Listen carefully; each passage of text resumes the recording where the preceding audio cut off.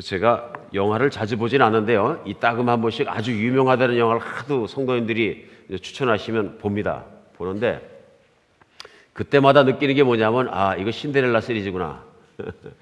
왜 그러냐면은 예전에는 영화를 보면 아카데미 상을 타고 그러면 그 영화 속에 너무 깊은 뜻이 있어서 어떤 건 정말 찡해서 그 감동이 오래가는 영화들도 가끔 있었어요. 근데 요즘 영화들은 대세가 뭐냐 하면은 그렇게 뭐 좀 복잡하고 헤비하고 머리 아픈 걸 별로 싫어하는 것 같습니다. 해피 엔딩인데 어떤 그 이쁘게 생긴 여자 주인공이 정말 그 부잣집 남자 주인공을 만나가지고 나중에 우여곡절을 겪고 아픔을 겪고 그러다가 잘 살게 되었더라. 이런 신데렐라 시리즈가 참 많습니다. 머리 아픈 것보다는 물론 상큼하죠. 세상 사는 것만 해도 머리 아파 죽겠는데 영화까지 머리 아프게 하면 되겠어요. 그러니까 아마 요즘은 그런 영화들이 잘 되는 것 같습니다. 그래서 그런지 실제로 그 결혼 중개업을 하는 한국에 있는 분들이 통계를 내봤습니다. 통계를 내보니까 미혼녀 중에서 무엇을 가장 많이 기대하느냐 하는 것을 갖다 이제 통계를 내보니 가장 많이 기대하는 게 뭐냐면 신분 상승이라 그래요. 그러니까 70%가 미혼녀의 70%가 그러니까 자매님들 10명 중에서 7명은 결혼할 때 남자에게 무엇을 기대하느냐면요. 나보다 잘난 남자하고 결혼해서 내 신분이 상승되는 걸 기대한다. 이건 뭐라 그럴 수 없는 거죠. 사람의 마음이 나보다 못한 사람보다 자꾸 나보다 나은 사람하고 결혼하고 싶어 하는 것, 뭐 크게 나무랄 수만은 없는 것 같습니다. 그래서 요즘은 이 신분 상승을 위해서 인생에 얼마나 몸부림을 칩니까? 공부 열심히 하는데 보면은 부모도 그렇고 자식도 그렇고 왜 공부 열심히 합니까? 신분 상승을 위해서. 그리고 돈을 열심히 버는 것도 왜 그렇습니까? 신분 상승을 위해서 많이들 그렇게 합니다. 돈을 벌고 나면 어떡합니까? 돈을 벌기 전부터 명품을 사고 좋은 것 입고 좋은 곳에 살고 좋은 차를 타고 이러므로 발미하면서 내 속에 있는 어떤 욕구가 좀 충족이 되죠. 신분 상승, 신분이 좀 달라졌다 하는 느낌이 들 때도 있죠. 이제 그래서 뭐라 그럴 수는 없는 것이 세상 살아가면서 아마 우리가 갖고 있는 가장 기본적인 욕구가 아닌가 싶습니다. 실제로 미국에 사는 한 청년이 정말로 출세하고 싶어가지고 공부를 무척 열심히 했대요. 그래서 유명한 대학교에 들어가고 유명한 대학교에 들어가서도 열심히 공부해가지고 졸업하면서 정말 법학을 공부해가지고 유명한 로펌, 그 법률 회사에 들어가게 됐습니다. 아주 미국에서 유명한 회사에 들어갔는데 이 사람이 들어가자마자 받는 돈이 얼마냐면 연봉이 수십만 불이에요. 출세한 거죠. 이제 출세했기 때문에 멜세데스 벤츠 차 중에서 제일 좋은 차 딱 꺼내고 그다음에 멋진 옷 입고 출근하면 자기 사무실에 자기 파킹 스팟이 딱 있는 거예요. 자기 이름이 써져 있고. 그래서 자기가 이렇게 멋지게 출근하는 거죠. 탁 가서 차를 세놓고서는 이제 차 문을 탁 여는데 어느 차가 그냥 잘못돼가지고 꽉 떼더니 그냥 차 문을 꽉 박아가지고 차 문이 그냥 꽉 떨어져 버렸어요. 그러니까 화가 났어요. 그냥 번쩍번쩍하는 차가 그렇게 됐으니까. 그러니까 척 내려오면서 what the heck 하고서 이런 내렸는데 그 상대방 운전사가 내려가서 막 욕을 하는 거예요, 이 친구가 이제. 그러니까 상대방 운전사가 내려가서 자기도 욕을 먹다가 이렇게 보니까 그 사람 팔이 하나 없는 거예요. 그러니까 your arm 팔이 어떻게 되니까 그래도 탁 보니까 팔이 하나가 없어요. 떨어져 나가서. 그러니까 이 친구가 그냥 촥 쳐다보니 피나는 팔을 보더니 갑자기 소리를 지르는 거야. My Rolex. 여러분 우리 인생이 그럴 때가 많아요, 그죠? 뭐 우스갯소리지만은 우리 인생에 살다 보면은 내 팔보다도 롤렉스가 더 중요해지는 그럴 때가 없지 않아 있는 것 같습니다. 우리 그만큼 신분 상승을 원합니다. 안타까운 신분 상승도 있습니다. 제가 인도 갔을 때 보니까 선교여행 갔는데요. 그 참 고행하고 수도하고 고행하고 그런 사람들 보면 얼마나 고생하는지 몰라요. 겐지스강 옆에서도 그렇고요. 그 인생이 얼마나 고생하는지 몰라요. 출가해서 고행하는 거죠. 왜 그렇습니까? 다음 세상에 더 나은 사람으로 태어나기 위한 종교적 신분 상승을 위해서 그렇게 고생하는 거예요. 근데 중요한 건 뭐냐면요. 아무리 그렇게 해도 우리의 신분 상승은 영원한 것을 약속하지 못합니다.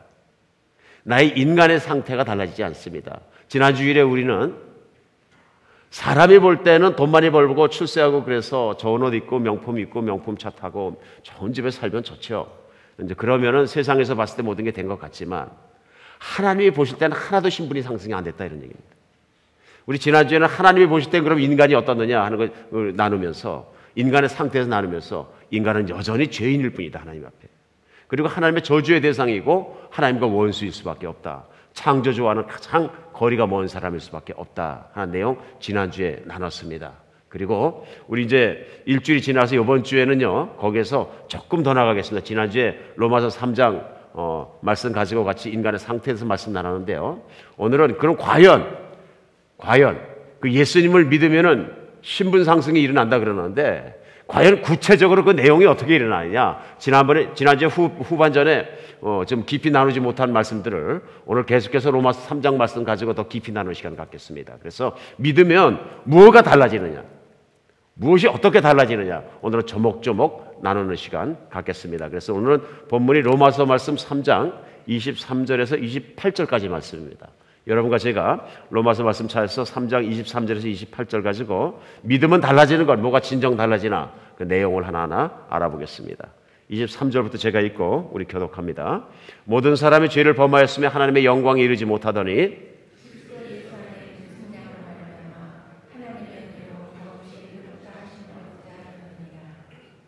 이 예수를 하나님이 그의 피로써 믿음으로 말미암아 화목제물로 세우셨으니 이는 하나님께서 길이 참으시는 중에 전에 지은 죄를 간과하심으로 자기의 의로우심을 나타내려 하심이니,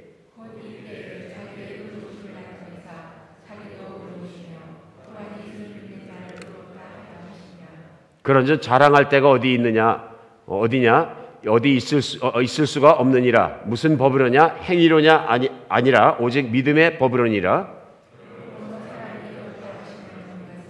율법의 행위에 있지 않고 믿음으로 되는 줄 우리가 인정. 아멘. 여러분, 믿음은 뭐가 달라지는 것 같습니까? 여러분은 뭐가 달라졌습니까? 어떤 분들이 제게 오셔서 종종 고민을 털어놓으신 경우가 있습니다.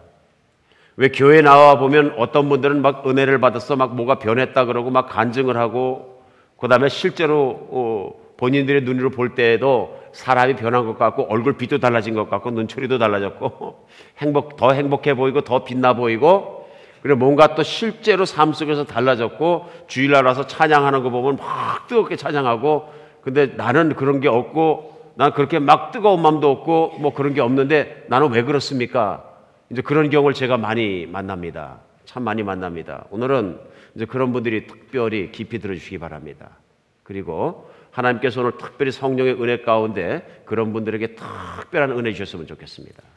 왜 다른 사람은 다 하나님 만나가지고 그 믿음 생활하는 게 괜찮은데 난 이렇게 안 믿어집니까? 오늘도 그래서 믿어지는 시간 되었으면 좋겠습니다. 왜냐하면 믿으면 달라집니다. 오늘 믿으면 달라지는데요, 그 왜 달라지느냐 하면요, 우리가 믿음으로 말미암아서 변하는 게 있기 때문에 그렇습니다. 그 변하는 게 무엇이냐 하면요, 우리 내면으로부터 시작해서 외면까지 모든 것이 다 변합니다. 다 변합니다. 그냥 조금 변하는 것이 아니고 시샘말로 하면 왕창 변하는 것입니다.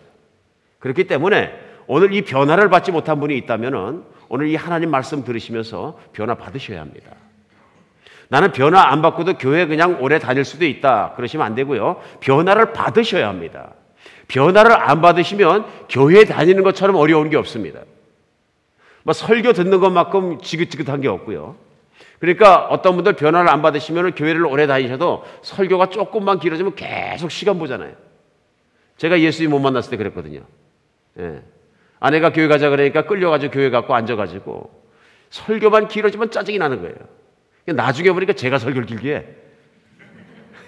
참 죄송한 일이죠. 그러니까 변화를 못 받고 내가 믿음을 아직 못 믿는 분에게는 참 죄송한 일이에요. 근데 저는 무슨 말씀인지 제가 그 마음을 안다 하는 얘기입니다. 두 번째, 하나님께서 그 마음을 아십니다. 너 왜 못 믿느냐고 하나님 막 때리시는 분이 아니고요, 하나님은 설명하시고 또 설명하시고 또 설명하시고 또 설명하시는 분이십니다. 참 젠틀하세요, 하나님 성품이요. 오늘 본문이 우리에게 정말 그런 모든 것 가운데서 믿음을 갖게 하고 믿음을 정말 깊이 들게 하는 그런 날 되었으면 좋겠습니다. 오늘 본문이 우리에게 믿음은 무엇을 변하는가 하는 것을 분명히 가르치는 것이 있습니다. 제일 먼저 가르치는 게 뭐냐면요, 믿으면 죄인인 걸 깨닫게 됩니다. 믿음은요, 하나님이 계시다는 걸 안 믿고 나 혼자 살아갈 때는 내가 죄인인 거 아니고 그러고 전혀 관계없이 살았습니다.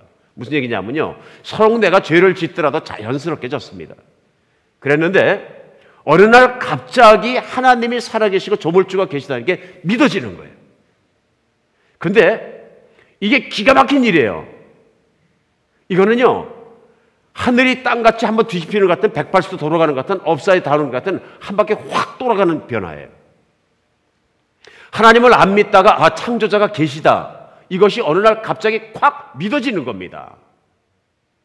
그게 믿어지고 나면요, 야, 기쁘다 창조자가 계시다 막 이렇게 되면 처음 믿었어요.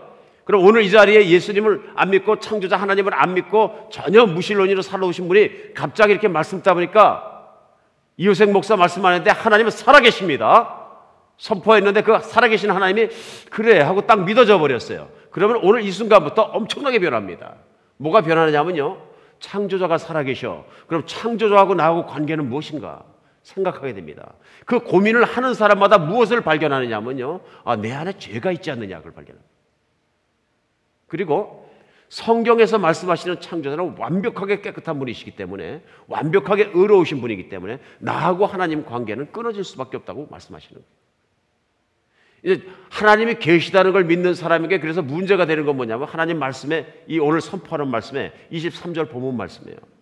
지난주에도 말씀드렸었는데요, 모든 사람이 죄를 범하였으면 하나님의 영광에 이르지 못한다는 얘기예요.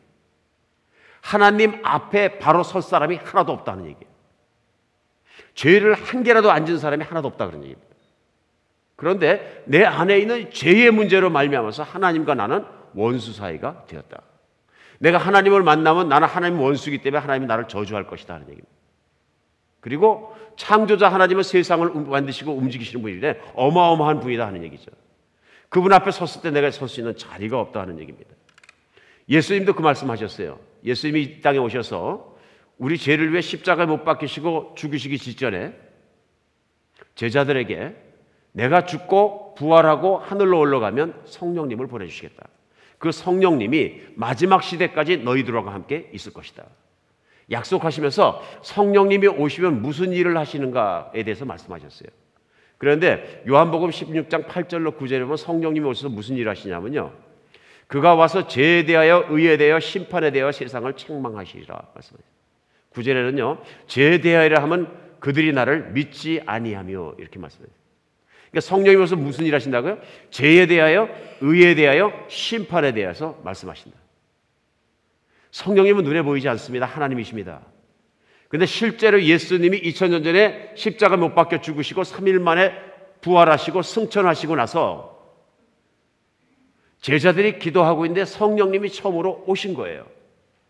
제자들이 갑자기 막 방언도 하기 시작하고 술 취한 것처럼 성령에 취해서 막 사람들에게 예수님을 전하기 시작하고 변화가 일어나기 시작하고 이 모든 변화 속에서 성령이 오셨다는 걸 믿게 된 거예요. 그래가지고 그냥 믿는 게 아니고요, 수많은 사람들이 회개하고 그때부터 시작해서 하나님께 돌아오기 시작한 거예요. 오늘날까지요. 그래 오늘날도 수많은 사람이 10억이 넘는 사람들이 예수 그리스도 앞에 무릎 꿇고 하나님을 믿는 거 아닙니까? 그런데 성령이 그 일을 하시는 거예요. 성령님이 그 일을 하시는데 성령이 오셔서 하나님이 계신 것을 믿게 하시고 나면은 우리가 깨닫게 하는 게 뭐냐? 죄에 대해서 먼저 깨닫게 하셔요. 죄에 대해서요. 의에 대해서요. 나는 의로운 사람인가?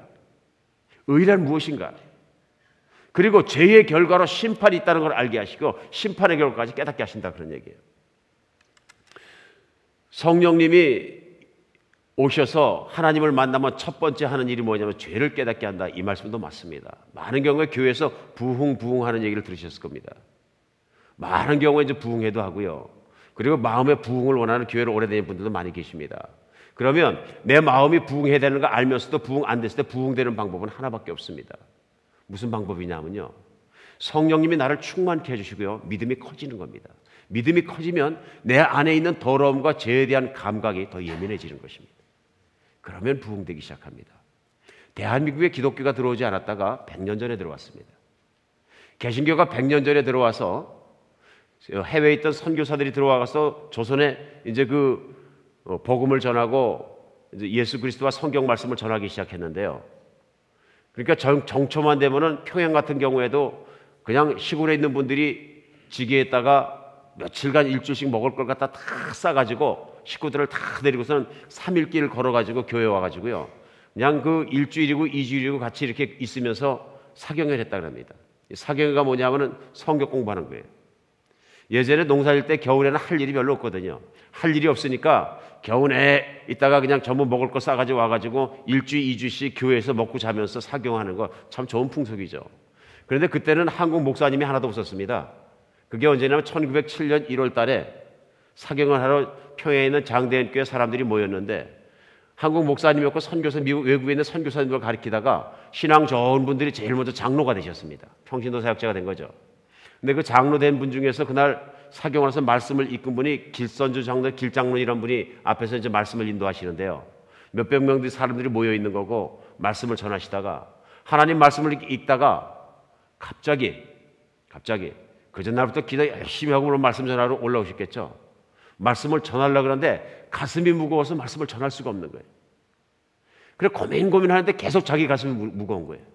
그러면서 안에서 성령님이 네가 죄인인데 어찌 말씀을 전하느냐 하는 생각을 주시는 거예요. 그러니까 이분이 갑자기 말씀 전하다 말고 꾸꾸리고 엎드리셔가지고 하나님 죄송합니다. 나는 죄인입니다 하고 얘기해요. 그러니까 이분이 나중에 말씀하실 때 죄를 회개할 때 뭘 말씀하시냐면은 자기 친구 중에 한 사람이 몸이 아파서 죽으면서 부탁합니다. 자기 돈을 다 맡기면서 내 가족을 좀 돌봐주라 부탁하고 죽습니다. 그런데 그 친구가 준 돈을 갖다가 자기가 막 쓴 거예요. 자기가. 근데 교회에서 성령님이 임하시니까 자기가 잘못한 그것이 막 생각이 나는 거예요. 친구가 친구 가족을 위해서 맡긴 돈을 갖다가 내가 내 맘대로 써버린 것들이 죄가 그냥 막 생각을 나면서 막 어떻게 할 수가 없는 거예요. 하나님 앞에 나갈 수도 없고 마음이 무거워지고 막 그러니까 그 땅바닥에 엎드려고 대골대골 굴면서 하나님 날 용서해 주세요. 나는 더러운 인간입니다. 나는 이기적인 인간입니다. 나는 친구를 배신한 인간입니다. 나는 돈만 보면 이렇게 더러워지는 인간입니다. 하나님 나를 용서해 주세요. 나 같은 자가 어떻게 장로를 하겠습니까? 대걸대걸 울습니다. 회개하는 거죠. 그러니까 교회에 있던 다른 성도님들 앉아 계시다가 한 분, 두 분 회개하시기 시작합니다. 하나님 내가 옆집에 있는 거 다 훔쳐먹은 거 용서해 주세요. 하나님 내 죄가 있습니다. 하나님 제 바람핀 거 용서해 주세요. 하나님 제가 사람 때리고 죽이고 도망다니다가 여기 숨었는데 용서해 주세요. 한 명 한 명 회개하기 시작해가지고 온 교회가 회개합니다. 그래 그 당시에 그 현장에 있었던 선교사님이 뭐라고 썼냐면요. 막 울고 회개하는 소리 때문에 이 폭포에서 물이 떨어지는 소리 같았다. 이게 부흥입니다. 성령이 임하시고 실제로 하나님 말씀이 깨달아지고 하나님의 임재가 내가 느껴지고 하나님이 여기 계시다는 게 믿어지고 나면 내 안에 있는 더러운 것들이 생각이 나는 거예요. 죄에 대해서 하나님이 자꾸 지적하시는 거예요. 내가 깨끗하지 못하다. 내가 더럽다. 내가 이런 죄가 있지 않느냐. 자꾸 지적이 들어오는 거예요. 이 지적에 대해서 죄인을 깨달으면 깨달을수록 하나님 앞에 어떻게 됩니까? 무릎 꿇게 되는 거예요. 하나님 저는 더러운 자입니다. 용서해 주시옵소서. 그래 엎드리면 엎드릴수록 하나님 앞에서 용서받기 간절히 원하는 마음, 내 죄의 문제를 가지고 대굴대굴 굴는 그런 마음이 간절한 마음으로 변한다는 것입니다. 바로 이런 마음, 이런 사람들을 위해서 예수님은 2000년 전에 이 땅에 오신 겁니다. 하나님과 하나밖에 없는 아들을 이 땅에 보내주신 것이죠. 그리고 십자가에 그 죄값으로 말미암아서 매달고 잔인하게 죽음을 죽기까지 하나님께서 그 아들을 매달아 주신 것이죠. 몇 해 전에 아주 유명한 배우가 멜 깁슨이라는 유명한 배우가 영화 한 편을 만들었습니다. 자기 인생에 그냥 전 힘을 다 기울여서 만들었다고 본인이 그렇게 얘기하는데요. 그러니까 예수를 믿는 사람이든 믿지 않는 사람이든 진짜로 많은 사람들이 가서 본 영화가 있습니다. 여러분도 많이 보셨을 건데요. The Passion of the Christ라고 그래갖고 예수님의 고난에 대한 영화가 있습니다. 그래서 그 영화가 처음 나왔을 때 저도 이제 우리 저 교회 식구들하고 이렇게 가서 이렇게 같이 봤습니다. 봤는데 마침 옆자리에 어떤 자매님 한 분이 앉아서 그 영화를 같이 보는데요. 시작하자마자 놀래가지고 옆에서 그냥 깜짝 놀라더니 왜 그러냐면 시작하자마자 장면이 뭐냐면요. 예수님이 잡히시는 장면이에요. 기도하시고 딱 그러니까 예수님이 잡히셔서 그 당시에 그 법정에 가서 소위 제사장과 장로들과 그 법정에 가서 신문 받으시고 고문 받으시고 그 다음에 또 끌려가지고 꽁꽁 묶여가지고 또 이제 그 로마 관청으로 끌려가는 그 장면들이 나오는데요. 끔찍하니까 옆에서 얼마나 악하고 소리 지르고 놀라는지 집중할 수가 없을 만큼 반응을 하시는 거예요. 근데 그 영화에 보면 정말 영화를 리얼하게 찍어가지고 섬찟섬찟하게 막 나옵니다. 예수님 붙잡히시더니 그냥 손발을 갖다 사슬을 꽁꽁 묶어가지고 개 끌듯이 막 끌고 가버립니다. 뭐 죄가 없는 분이 그냥 막 끌려가더니 법정에 가니까 그 볼을 갖다가 있는 힘 다해서 주먹으로 막 때리고 침을 뱉고 그냥 사람들이 모함하고 욕을 합니다. 이제 그러면서 막 그 욕을 먹고 난리가 나죠. 그 사이에 이제 이 사람들이 고설해서 끌려가서 로마 관청에 갔더니 우도들을 베끼고서는 채찍을 때리는데 팍 때리면 살점이 뚝뚝 떨어져나고 등이 접어 살점이 떨어져나고 피가 철철 흘립니다. 그런 예수님 힘 다 빠졌는데 끌고서는 십자가를 지어갖고 올라가는데 그 비참하게 이름을 할 수가 없어요. 머리에 막 피 범벅이고요. 온 무릎이 다 깨지고 등은 다 피가 맞아갖고 피가 줄줄 흘러가고요. 그 십자가를 끌고 올라가서 콱 넘어지니까 그 언덕 위에서 그 십자가 위에 예수님을 못 박는데요. 그 손에다가 큰 못 하나를 딱 갖다 대놓고서는 망치를 팍 내리치니까 피가 쭉 솟구쳐 올라갑니다. 그러니까 그 예수님 그 망치를 칠 때마다 아 하고 소리 지르고 반대편으로 밧줄을 묶고 손을 확 잡아 당기니까 그냥 팔이 쭉 늘어나니까 그 잡아 당겨가지고 놓고서는 거기다 큰 못을 또 하나 갖다 놓고서 망치를 팍 때리니까 피가 쭉쭉 올라갑니다. 발 두 개를 포개 놓더니 큼지막한 못을 갖다 놓고서는 가운데 잘 조준해가지고 망치를 꽉 때립니다. 그 못이 발에 있는 뼈와 뼈 사이를 막 뚫고 지나가고 신경을 뚫고 지나가고 핏줄을 끊어버리고 나무에 가서 꽉 박혀버립니다. 그 순간 피는 쫙 튀어나오고요. 정말 제가 봐도 끔찍해요. 예수님이 막 소리 지르는데 그 십자가를 꽉 세웁니다. 그 찢어진 살 사이에 그 모든 힘으로다가 모세의 힘에 의해서 몸이 달려있으니까 얼마나 아픕니까? 저도 눈물이 나고 막 그렇지만 옆에 있는 자매 난리 났습니다. 완전히 그냥 울고 불고 막 소리 지르고 막 난리가 났습니다. 영화를 더 이상 못 볼 정도로 비참한 거예요. 영화가 다 끝났습니다. 물론 그 나온 사람들 보면 거의 다 눈이 퉁퉁 부었어요. 우리 자매님들은 뭐 거의 다 앞에 안 볼 정도로 눈이 퉁퉁 부은 분들이 많아요. 그리고 우리 교인들이야 제가 아니까 옆에 있는 자매님은 내가 모르는 분이니까 불이 들어오고 다 들어오고 눈이 시뻘게 부셨길래 물어봤어요. 영화가 슬프시죠? 슬프죠? 그랬더니 왜 우세요? 그랬더니 불쌍하잖아요. 예수님 너무 불쌍하잖아요. 너무 불쌍하잖아요. 그래서 제가 여쭤봤어요.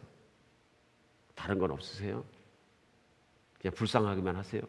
그랬더니 그 자매님 그래요. 예, 불쌍해서 웁니다. 다시 한번 제가 물어봤습니다. 혹시 자신이 불쌍하진 않습니까? 예수님이 불쌍하기 전에 내가 불쌍해야 되는 거죠. 그때 이 자매님 뭐라고 하시면 그건 잘 모르겠어요. 예수님 안 믿는다는 얘기죠. 단순히 한 사람이 비참하게 죽는 그 장면만으로도 사람을 얼마든지 감동하고 울 수 있습니다. 중요한 건 뭐냐면요. 나 같은 죄인 때문에 내 죄 때문에 예수님이 내가 죽어야 될 그 자리에서 그 고통을 받아 죽었다는 것이 내 죄의 문제가 심각하게 느껴지고 나의 고통이고 나의 문제입니다 하고 받아들이는 것이 그렇게 느낍니다. 얼마든지 저 사람 불쌍하잖아요 할 수 있지만 그분은 죄가 없으시거든요. 문제는 뭐냐면 그 고통이 내 것이 됐느냐 하는 것입니다. 우리 신앙이라는 건 뭐냐 하면요. 그냥 내가 예수님 믿어요. 혹시 나중에 유익할 줄 알아요? 천국 갈 줄 알아요? 이 정도로다가 뻔뻔한 건 신앙이 아니다. 이건 신앙이 아닙니다. 이건 믿음이 아니에요. 이거는 예수님 부적거리로 생각하는 거죠. 나의 죄를 가지고 창조자 앞에 섰을 때 해결되지 않은 죄를 가지고 내가 몸부림치는 거.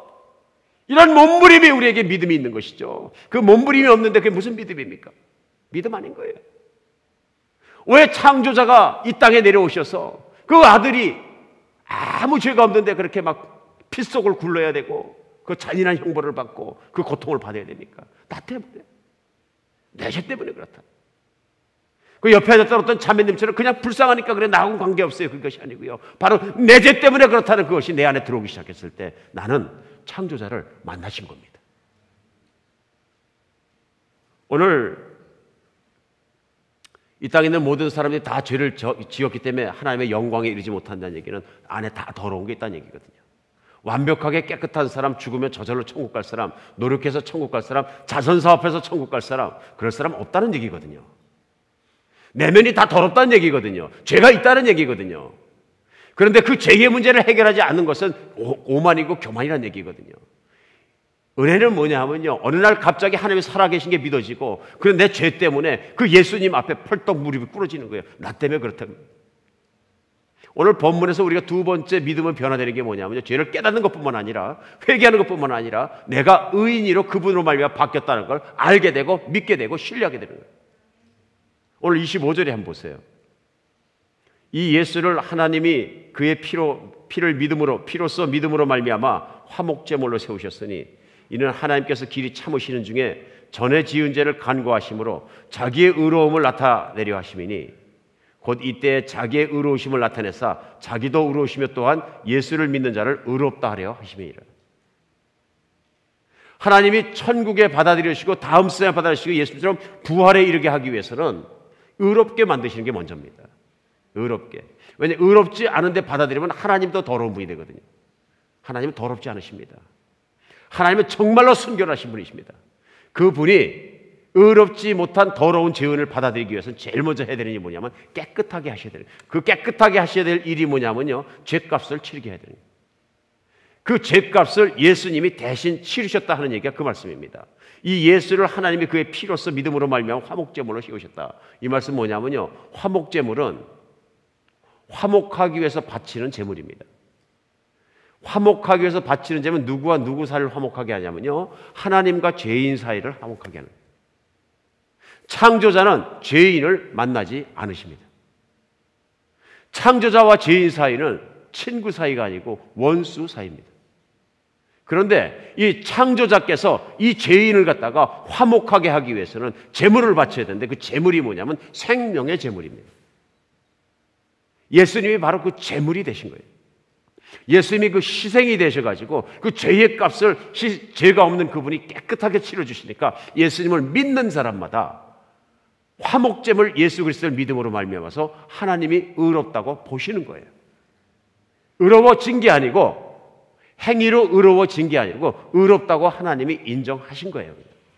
이건 하나님이 창조자가 창조의 법칙을 세우시는 것처럼 영적인 법칙을 세워서 이것을 의로워졌다고 제물이 바쳐졌기 때문에 내가 받겠다고 결정하신 거예요. 이러므로 말미암아 하나님도 의로우십니까? 의롭죠. 죄를 그냥 없다고 하는 것이 아니라 스스로 자기가 해결할 수 있는, 당신이 해결할 수 있는 길을 내신 거예요.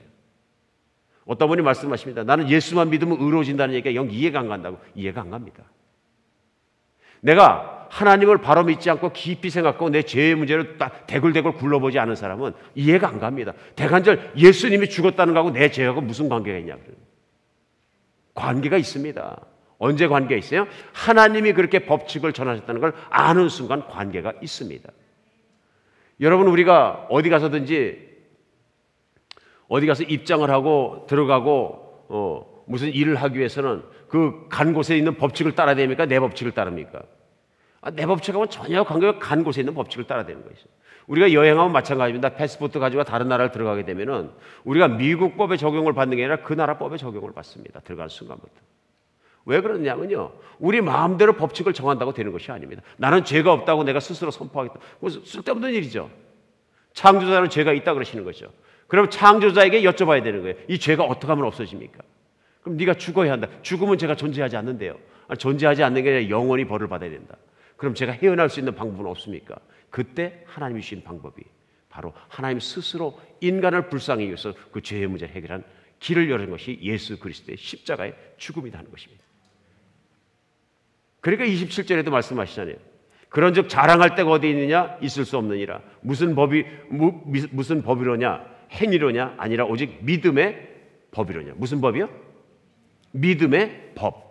하나님이 정하신 믿음의 법, 곧 내가 예수 그리스도가 나를 위해 죽으셨다는 그 죽음을 나의 죽음으로 받아들이고 예수님을 나의 주인으로 받아들이고 예수님과 함께 예수님이 십자가에 돌아가실 때 나도 죽었다고 내가 믿음으로 그 죽음을 내 믿음으로 받아들임으로 예수님을 주인으로 섬김으로 그 죄가 없어지는 것이죠. 그래서 우리의 의의는 뭐냐면요, 예수님을 믿음으로 받은 의입니다. 내가 믿지 않으면 하나님 앞에 나갈 길이 없는 거예요. 이 세상에 숨쉬고 있는 호흡하는 모든 생명 중에서 의로운 생명은 하나도 없습니다. 그러나 하나님 보시기에 이제는 의로운 생명이 많습니다. 누굽니까? 예수를 믿는 사람이에요. 예수를 자기 주님으로 받아들인 사람이에요. 이게 그렇게 심각하지 않다가요. 심각하지 않다가요. 내가 죽을 병에 걸려서 죽음의 문전에 이르게 되면 심각해집니까? 예, 죽을 병에 걸리신 분들은 오래 산다는 생명이란 단어만 나오다 뻘떡뻘떡 일어납니다. 심각하게요. 내가 한 달 내로 불명히 죽는다는 내가 사형 선고를 받았다면은 당신이 살 수 있다는 생명이란 얘기만 나오다 벌떡벌떡 일어납니다. 우리가 인생을 살아가면서 어쩔 때는 정말로 무대뽀로 살아가는 거예요. 그래도 인생의 막바른 길에 내가 그 문제에 딱 부딪혔을 때는 전혀 달라집니다. 심각해집니다. 오늘 내가 하나님 정말 앞에서 죽을 수밖에 없는 존재인데 예수님을 믿기만 하면은 내가 그 정말 십자가에 나를 대속해서 나를 위해서 피 흘리고 죽으신 그 죽음을 내 죽음으로 받아들이고 그 예수님이 3일 만에 하나님이 살리셨는데 그 부활을 내가 진심으로 믿는다면은 예수님이 부활하신 것처럼 나도 다음 세상에 분명히 살 수 있다는 믿음이 생긴다면 나는 하나님의 자녀가 될 수 있습니다. 자녀가 될 수 있습니다. 하나님과 원수였었는데 얼마큼 변했느냐면요. 하나님의 자녀까지 변하는 거예요. 오늘 마지막 세 번째로 믿음은 무엇이 달라지냐 우리가 분명히 알아야 되는 것은 뭐냐면요. 우리가 원수에서 하나님의 자녀로 변한다는 사실입니다. 그래서 요한복음 1장 12절로 13절은 이렇게 말씀하십니다. 영접하는 자, 곧 그 이름을 믿는 자에게는 하나님의 자녀가 되는 권세를 주셨으니 이는 혈통으로나 육정으로나 사람의 뜻으로 나지 아니하고 오직 하나님께로부터 난 자들이니라.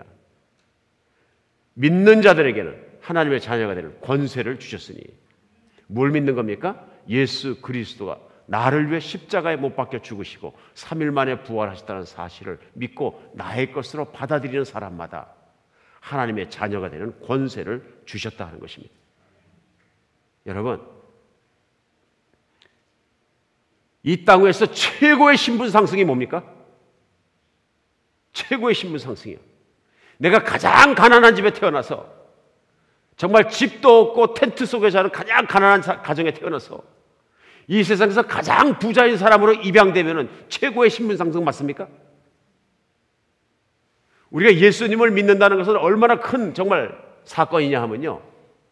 이 세상에 정말 하늘에서 보면 벌레 같고 조그맣고 보잘것없는 인간으로 태어나서 그것도 죄 속에서 살았는데 내가 어느 날 죄 속에서 살다가 예수님을 믿게 되면 어떤 결과가 일어나냐면요. 이 온 우주의 수억 개 별 속에 수많은 세상 속에 모든 걸 만지고 최고의 왕으로 계시는 그 보좌에 앉으신 하나님의 자녀가 된다는 것을 믿으시기 바랍니다. 이건 신분 상승의 문제가 아니라 신분 수직 상승이 기가 막힌 일이죠. 우리가 어릴 때 이 세상에 태어날 때 부모 결정에 태어납니까? 아니죠. 억울할 때 많죠.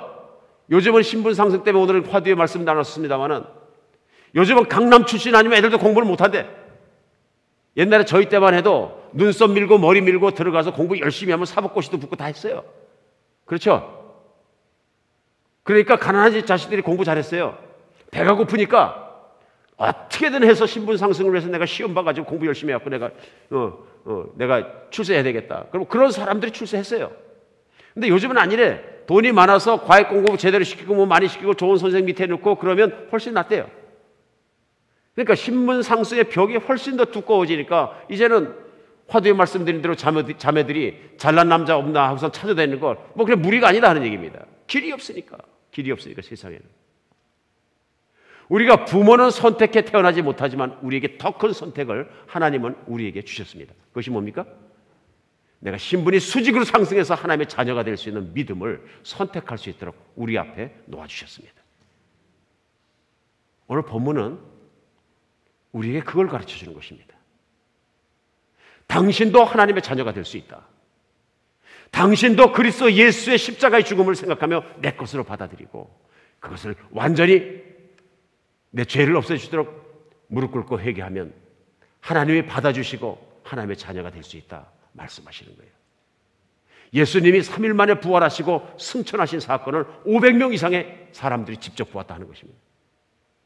이 사건을 믿고 주님으로 받아들이기만 하면은 이제 이 땅 가운데 예수님의 약속대로 오신 성령님께서 내 속에 오셔서 내 눈에 보이지 않지만 그 하나님께서 나를 떠나지 않고 마지막 날까지 내 자녀이기 때문에 내 아들이기 때문에, 내 딸이기 때문에 떠나지 않고 살아계신 하나님이 내 안에서 나를 지키신다는 얘기입니다. 믿으십니까? 내 안에 하나님이 계시다는 사건, 이거보다 더 큰 사건은 없습니다. 하나님과 연합하는 것입니다. 예수님과 연합하고 내 안에 있는 성령과 연합해서 이제 내 신분이 세상에 속한 사람이 아니고 하나님께 속한, 창조에 속한 자녀가 된다면 얼마나 큰 사건입니까?